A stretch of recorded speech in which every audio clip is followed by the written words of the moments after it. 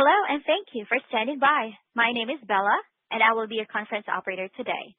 At this time, I would like to welcome everyone to Lindblad Expeditions Holdings, Inc.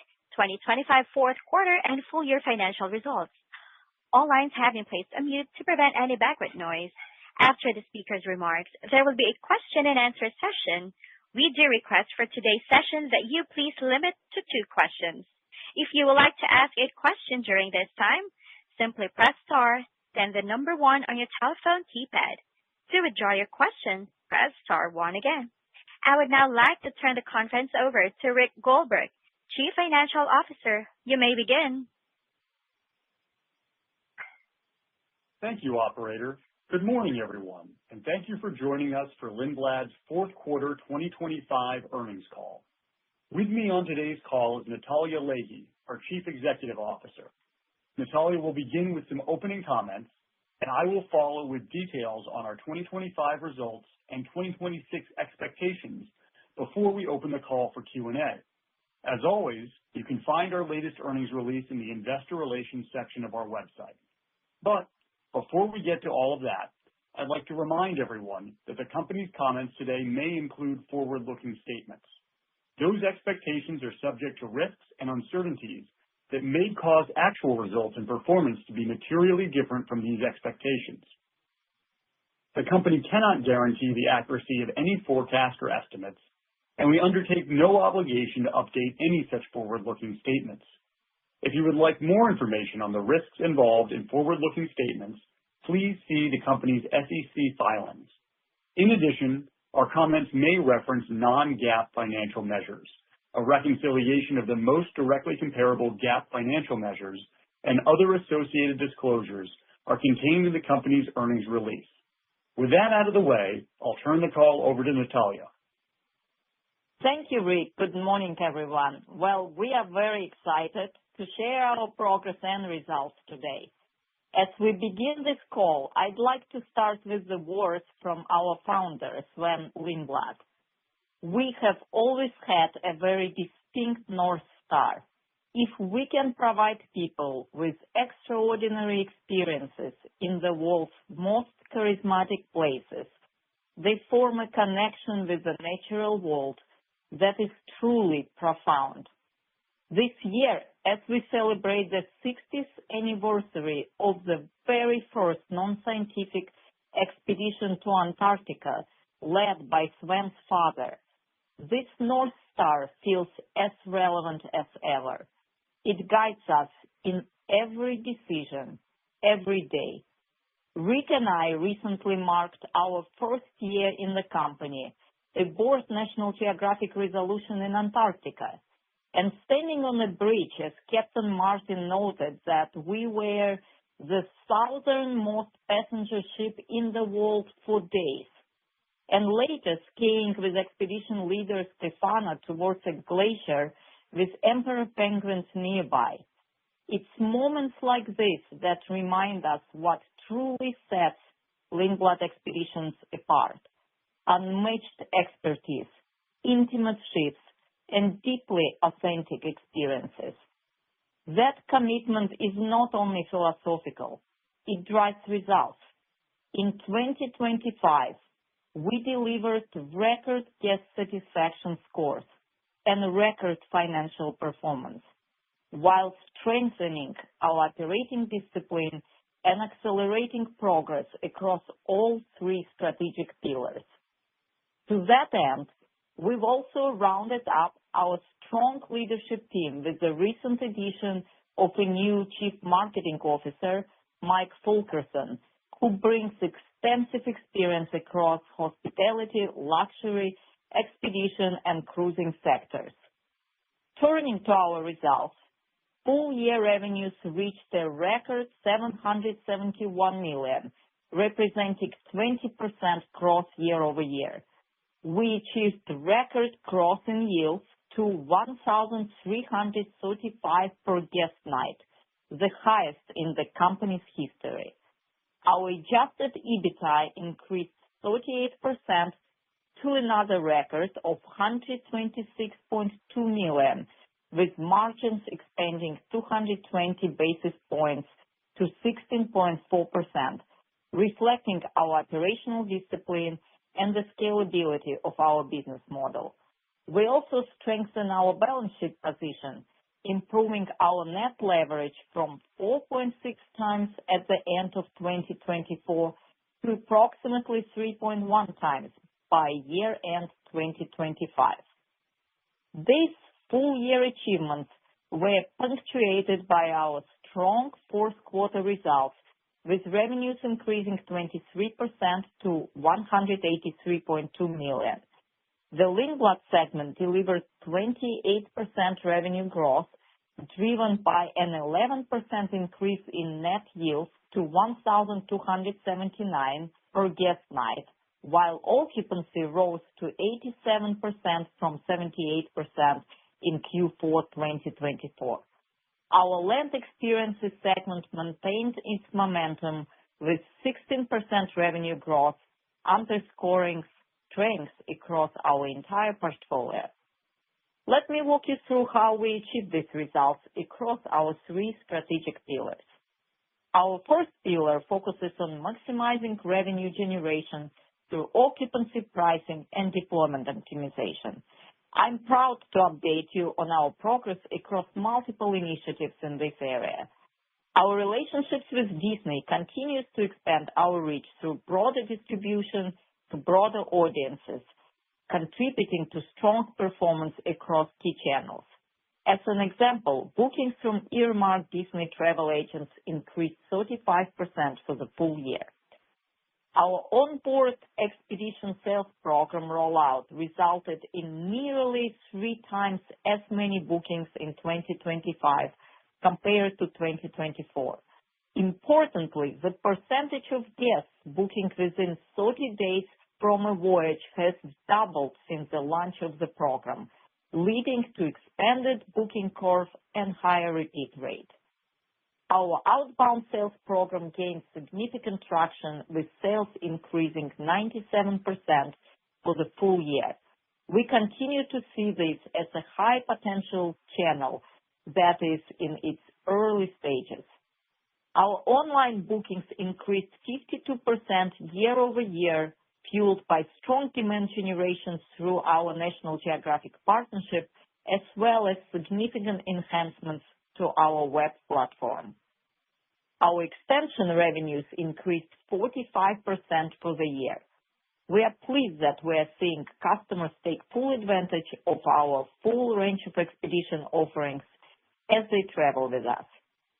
I just returned from London, where our team hosted a series of travel advisors and journalists. We are very encouraged by the progress in the UK market and the momentum we've been building. In just the first 6 weeks of the year, we already booked half of our 2025 revenue. Our second pillar focuses on optimizing financial performance through cost innovation and fixed asset utilization. During the year, we made significant strides in building cost innovation pipeline throughout our organization. A key highlight in our 2026 capacity growth strategy is that we are now realizing the benefits from last year's fleet optimization work. We expect mid-single-digit capacity growth in 2026, driven almost entirely by our dry dock and deployment optimization that reduced non-revenue days by over 100, enabling us to release additional voyages and drive incremental sales. We've extended this work into our 2027 deployment and beyond, and are pleased to see that we expect further efficiencies to be unlocked. Looking ahead, we've also built another strong pipeline of cost innovation initiatives for 2026 and beyond, positioning us to realize continued operational efficiencies over the long term. Our last strategic pillar focuses on exploring and capitalizing on accretive growth opportunities. Last January, we acquired 2 Galapagos ships, as you know, expanding our presence in the core market, reinforcing our leadership position there. We also expanded charter portfolio, including a new 3-year agreement with Greg Mortimer, increasing and modernizing our Alaska capacity through a capital-light approach. Additionally, we completed the small tuck-in acquisition of Earthwatch under Natural Habitat, adding a respected citizen science brand to our portfolio. As we look ahead, a key focus of 2026 will be on identifying accretive growth opportunities both across the fleet and by adding to our portfolio of brands. As always, I want to reiterate our purpose, our why. Our commitment to responsible exploration remains central to who we are and a defining differentiator for our company. For us, it's more than a trip. It's a mission. In 2025, we made a record $3 million investment through the Lindblad Expeditions National Geographic Fund, the largest in its 18-year history, supporting critical conservation, research, and education initiatives worldwide. We supported 36 scientist education and storytelling projects, including hosting visiting scientists on 25 voyages and welcoming 35 teacher fellows. I'm especially proud of our teams whose grassroots efforts raised over $50,000 to support gray whale research, a powerful reflection of our culture in action. Turning to our outlook for 2026, our booking momentum remains very strong. We had a record wave season, and booked revenue for 26 has already exceeded revenue for 2025.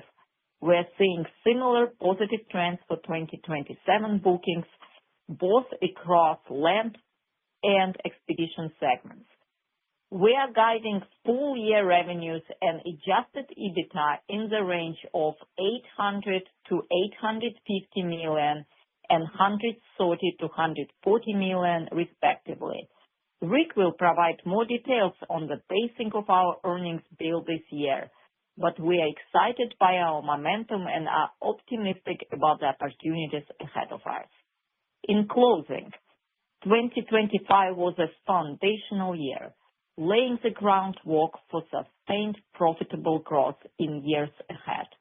We delivered record revenue, record yields, and record EBITDA, alongside a significantly strengthened balance sheet, clear evidence that our strategy is working.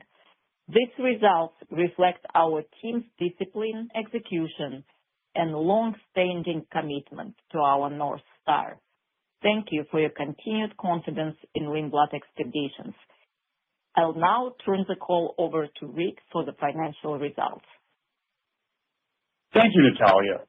It's been a privilege to partner with you and the entire leadership team at Lindblad Expeditions over the past year.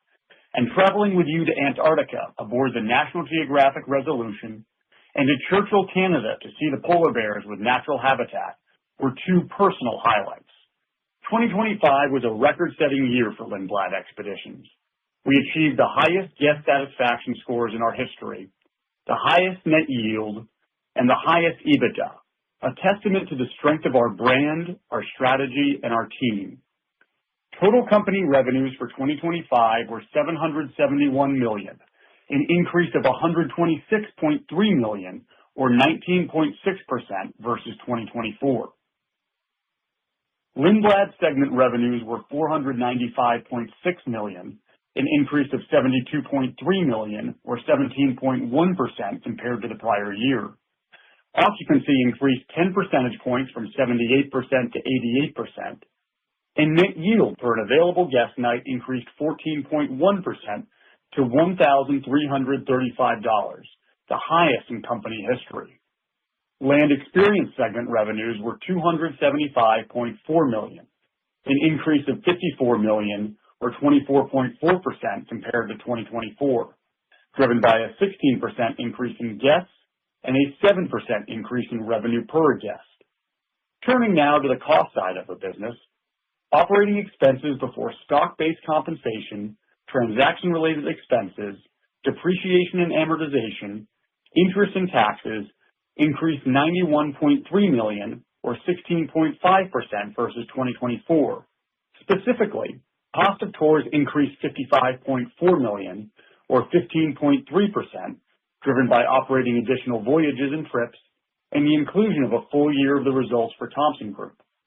Fuel costs were 4.8% of Lindblad segment revenue, which was down 150 basis points versus 2024. Sales and marketing costs increased $27.7 million, or 31.8%, primarily due to higher royalties and commission expenses and investments in demand generation efforts.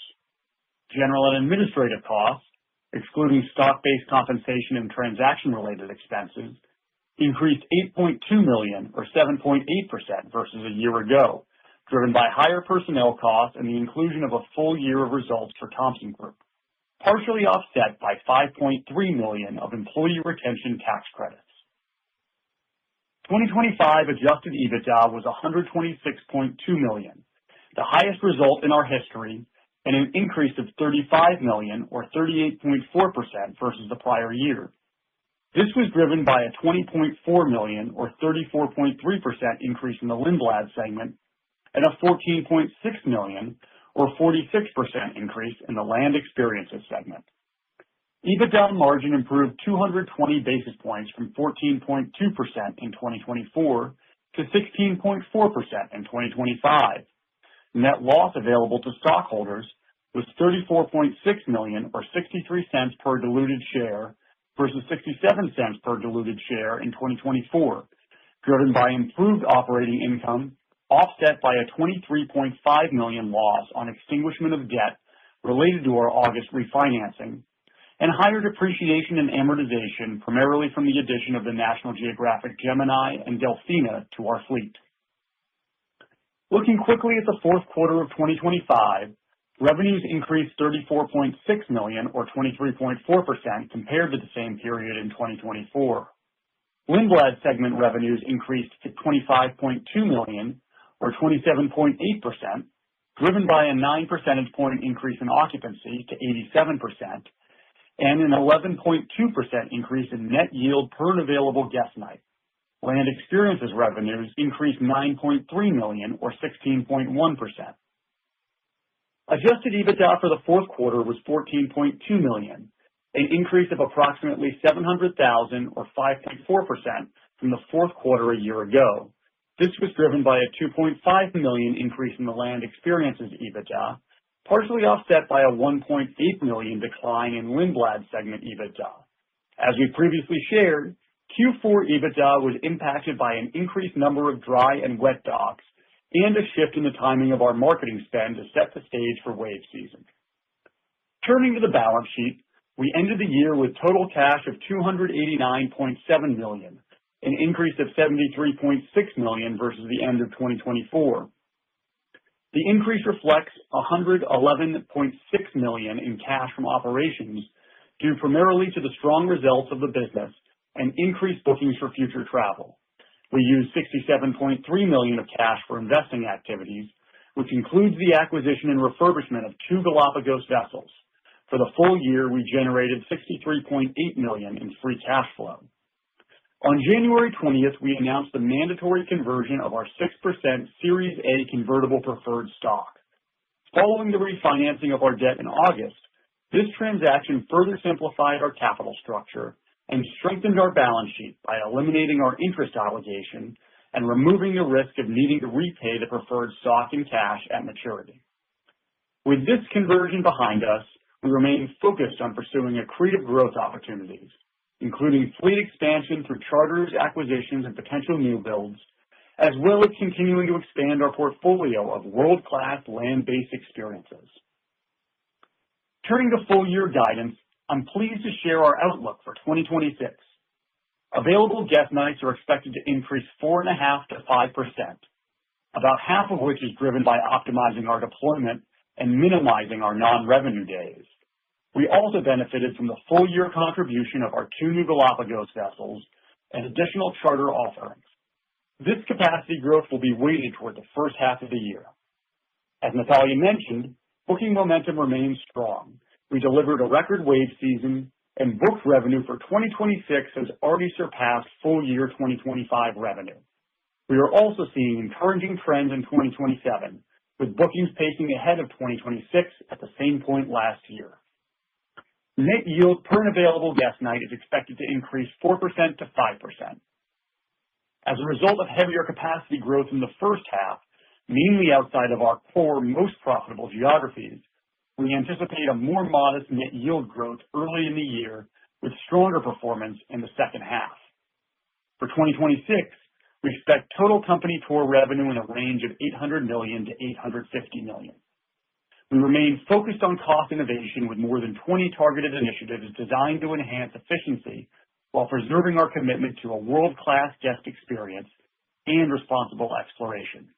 At the same time, effective January 1st, we reached the final step up to the run rate royalty under our National Geographic agreement. Taking these factors together, we expect adjusted EBITDA in the range of $130 million to $140 million. We expect EBITDA growth to be slightly stronger in the second half, supported by a more favorable deployment mix and the first half impact of lapping the majority of the employee retention tax credits. We also anticipate approximately $10 million lower capital expenditures year over year, reflecting our work to optimize capital spend and a one-time impact in 2025 of refurbishing the National Geographic Gemini and Delfina.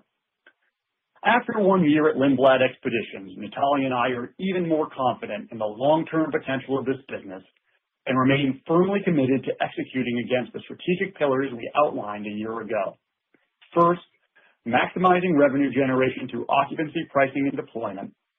Second, optimizing financial performance through cost innovation and fixed asset utilization. And third, exploring and capitalizing on accretive growth opportunities. Now, we would be happy to answer any questions you may have. At this time, I would like to remind everyone, in order to ask a question, press star, then the number 1 on your telephone keypad. We do request for today's session that you please limit to 2 questions only. We will pause for just a moment to compile the Q&A roster. Your first question comes from the line of Steve Wieczynski with Stifel. Please go ahead. Your line is now open. Yeah, thanks, guys. Good morning. So Natalia or Rick, if we think about your guidance for the year, and Rick, you gave us a lot of good color in terms of what you're expecting from a yield perspective. But just maybe if you could walk us through what would get you more towards, whether it's we think about the high end of that range or the low end of that range. Just trying to get a feel for what is embedded in there, because if I think just about occupancy, you guys ended 25 right around 87.5%, and I think you guys were still kind of thinking that could get into the low 90s this year. It seems like getting to the midpoint of your guidance range, seems very, very realistic. And that would be even before assuming any kind of, material price increases. So just trying to understand what would get you more towards the high end versus the low end. Yeah. Hey, Steve. Good to hear from you. So, we ended the year with 88% occupancy, and that's been a significant improvement. As we are seeing great momentum, we are very confident to get to historical occupancy levels of 90%, and also as we've been talking about for a while now. And I think that we are on track to do that, and yields, of course, will be mid-digits as we talked about in the past. It's very much dependent on the booking curve. We feel strong momentum, and if always dependent on absence of any geopolitical situation or unexpected events that can impact the demand. And Rick, anything else you want to add? Yeah, I think, specifically to your question, Steve, around what would it take for us to hit the high end of our range, I think it really comes down to, one, no major geopolitical disruptions, and secondly, continuing to execute well against our strategic pillars of maximizing revenue growth and cost innovation. Okay, gotcha. Thanks for that. And then second question, I guess, is you obviously kind of helped us a lot with the revenue side of the equation, but, Rick, maybe if you could kind of walk us through how you're thinking about kind of costs for this year, anything from a cadence standpoint in terms of where costs would hit through the quarters, Obviously, I think you said, EBITDA growth would be, higher in the second half of the year, but just maybe how you guys are, what you're targeting from a, from a cost per head perspective as we think about, 2026. Yeah, I think there are a few major pieces moving around. The first is the employee retention tax credits that we are lapping year over year, the majority of which hit in Q2 of 2025. Obviously, we have the step up in National Geographic royalties, as well as the cost innovation initiatives. The other big thing for us always is dry docks and wet docks and where those fall in the year. And we're never trying to optimize necessarily just to hit certain quarters. What we're trying to do is thinking holistically about where is the best place and time for us to take those dry and wet docks in order to maximize revenue and EBITDA for the year. But those dry and wet docks costs will be weighted toward Q1 and Q4 in this year. Okay, gotcha. Thanks, guys. Really appreciate it. Thanks so much, Steve. Your next question comes from the line of Eric Wold with the Texas Capital Securities. Please go ahead. Thanks. Good morning, both of you. Appreciate taking the time. Two questions. So I guess first, as you think about the guidance for 2026, you kind of gave great color on bookings or how much has been booked relative to 25 at this point. Give us a sense of how pricing is looking within kind of the 2026 bookings. And similarly, as you kind of talk about 27, any kind of embedded price increases or how pricing is shaping up in 27 versus 26 as well. Eric, great question. I mean, we continue to see, as we mentioned, momentum both in 26 and 27 across both segments, land and expedition. If you look at the market in general, we very much maintain strong price integrity across all our products. Our demand all-time highs for core destinations like Galapagos, Antarctica, Alaska, we are very much expanding the booking curve. And if any message to the guests, we say book earlier, our 27 booking curves is ahead of 26 by literally months. So that allows us to drive price elasticity and maintain pricing momentum on both years. Perfect. And then follow-up question, I guess, second question. Any plans to expand, the fleet with new builds at this point? I think as you get closer to pre-pandemic, post above 90% occupancy, on a larger fleet than you had pre-pandemic, and kind of get more visibility to that. Obviously, you're seeing strength in the 27 or 26. When does it become the right time to start thinking about, ordering a new ship? And what does the backlog look like if you were to place an order today for a ship that you would want? What is the time frame for delivery? Yeah, I mean, the right time to grow capacity for us is now. That's a short answer. And by the way, we've been doing it. So in 25, as you know, we added 2 more ships in Galapagos, as we talked about. We also have been growing capacity through additional charters. For example, 27 Alaska capacity is increased by 12% by both optimizing our deployment, but also adding Crank Mortimer because we see strong demand this year. As you know, we added European river charters. We expanded our charters in Asia. So we continue to do that now, in addition to optimizing our deployment and reducing non-revenue days.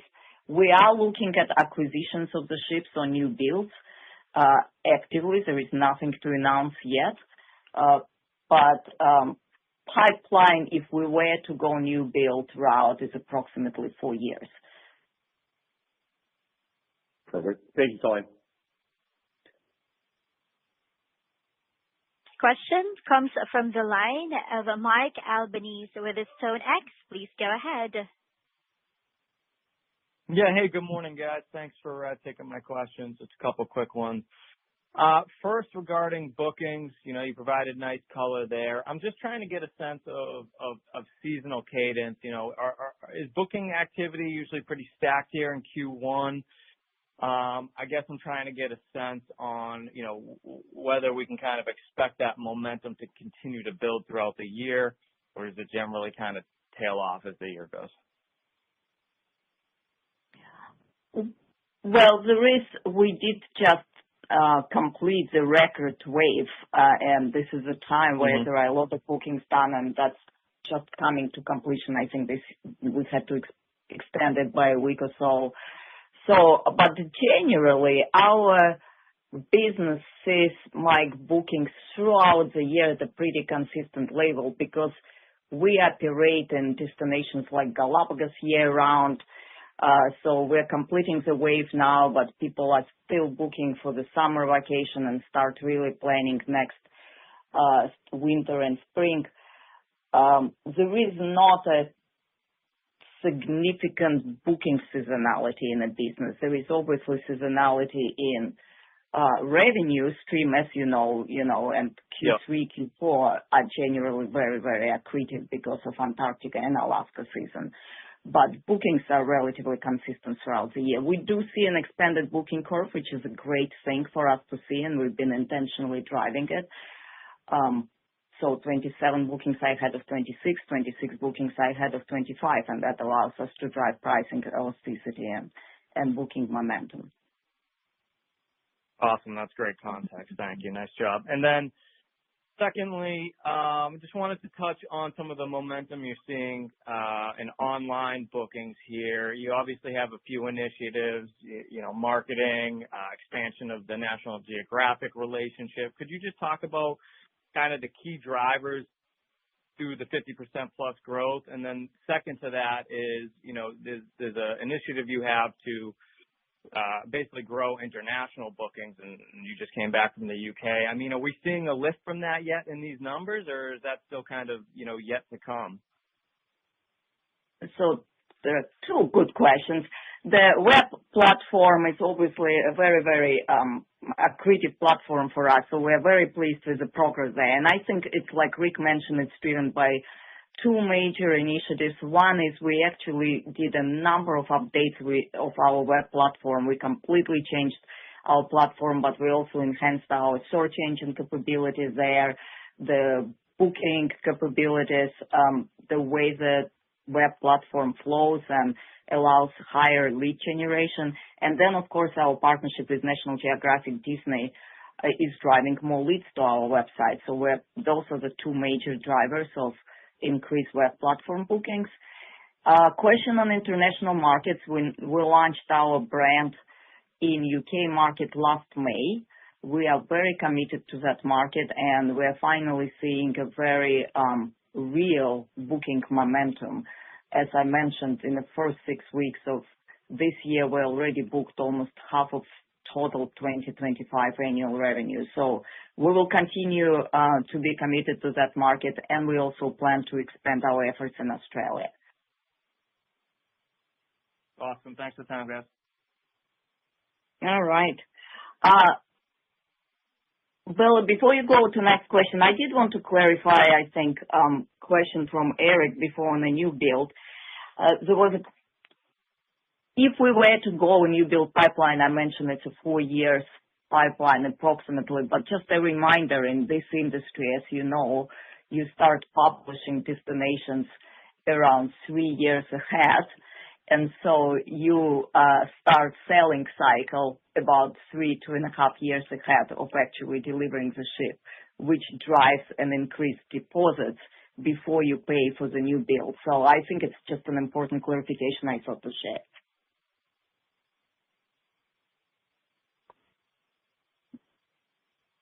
Bella, back to you. Thank you. Your last question comes from the line of Eric Deluars with Craig-Hallum. Please go ahead. Great. Thanks for taking my question, and congrats on a very strong year. As you look to add capacity, you just provided some nice color on new builds.